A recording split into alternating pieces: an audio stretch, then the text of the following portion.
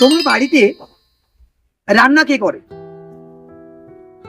কারো বাড়িতে হোমমেড আছে, কারো বাড়িতে মা রান্না করে, কারো বা ওয়াইফ রান্না করে, কেউ বা নিজেও রান্না করে।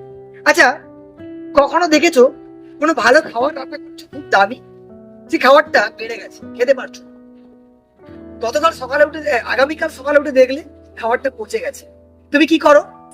খাবারটাকে ডাস্টবিনে ফেলে দাও। অর্থাৎ খাবার যতই মূল্যবান বা দামি হোক না কেন, পচে গেলে তার কোনো দাম থাকে না। ঠিক তেমনি তোমাকে ওই জায়গায় বসিয়ে দাও। অর্থাৎ তোমার মধ্যে যতই হায়ার এডুকেশন বা তুমি যতই হায়ার শিক্ষিত মানুষ হও না কেন, তোমার মধ্যে যদি মানুষত্ব বোধ বা মূল্যবোধ না থাকে, তোমার কোনো মূল্যই নেই এই পৃথিবীতে। তোমাকে মানুষ মানুষ বলে মনে করবে না।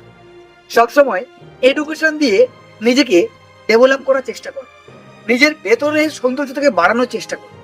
তবেই না নিজের মূল্যায়নটা অটোমেটিক্যালি বাহ্যিক মানুষ করে দেবে। আমি কি বোঝাতে পারলাম কথাটা? খাবার যতই মূল্য হোক না কেন, পচে গেলে তার কোনো মূল্য নেই। নিজেকে সেই জায়গায় নিয়েছে ওরা। আশা করছি কথাটা তোমাদের ভালো লাগছে। ভালো থাকো।